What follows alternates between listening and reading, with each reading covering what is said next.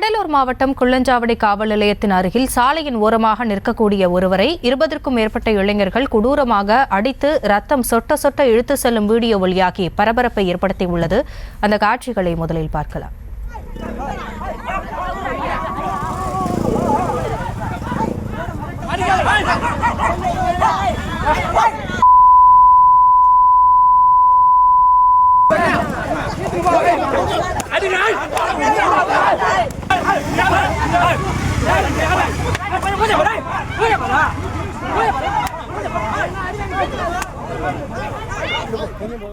இது குறித்த விவரங்களோடு இணைகிறார் எமது செய்தியாளர் பாரிவள்ளல். வணக்கம். காவல் நிலையத்திற்கு அருகிலேயே இந்த சம்பவம் நடந்திருக்கிறது. அந்த 20 இளைஞர்கள் யார்? காவல்துறை தரப்பில் என்ன சொல்லப்படுகிறது? என்ன நடந்தது? நிச்சயமாக கடலூர் மாவட்டம் குள்ளஞ்சாவடி அருகே அம்பலவானன்பேட்டை பகுதியைச் சேர்ந்தவர் முருகவேல். இவர் கடந்த 24ஆம் தேதி ஒரு நிகழ்ச்சிக்கு சென்றுட்டு தனது வீட்டுக்கு திரும்பும் போது சாலையின் குறுக்கே ஒருத்தர் வேட்டு சமூகத்தைச் சேர்ந்த ஒரு இளைஞர்கள் நின்றுட்டு இருக்காங்க.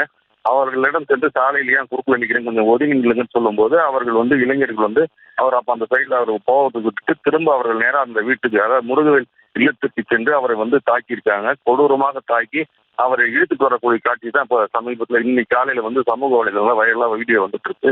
இவர் தாக்கப்படும் போது பாத்தீங்கன்னா வேற்று சமூக தாழ்த்தப்பட்ட சமூகத்தை சேர்ந்த அவர் தாக்கியவர்கள் காவல் நிலையத்துல புகார் கொடுத்தாலும் தாக்கப்பட்டவர் மீதே வழக்கு பதிவு செய்யிருக்கு. தாக்கியவர் மீது வழக்கு பதிவு செய்யல. குறிப்பா அந்த காவல் நிலைய ஆய்வாளர் ஒரு சமூகத்தினருக்கு ஆதரவாக செயல்படுவதால் பொதுமக்களும் சமூக அளவு குற்றச்சாட்டு வச்சிருக்காங்க. இந்த தாக்குதல்களை கண்டித்து உடனடியாக அந்த தாக்குதல் நடத்திய 20க்கும் மேற்பட்ட இளைஞர்கள் மீது கடுமையான வழக்கு பதிவு செய்து அவர்களை கைது செய்ய வேண்டும் என்பதே அந்த பகுதி பொதுமக்களுடையும் சமூக ஆர்வலர்களும் கோரிக்கையா இருக்கு. இந்த தகவலை அலட்சியப்படுத்தாம அந்த ரத்த வெள்ளத்தில் மயங்கி விழுந்த முருகவேலை பகுதி பொதுமக்கள் விட்டு அரசு மருத்துவமனையில சிகிச்சையாக சேர்த்திருக்காங்க. விவரங்களுக்கு நன்றி பாரிவள்ளல்.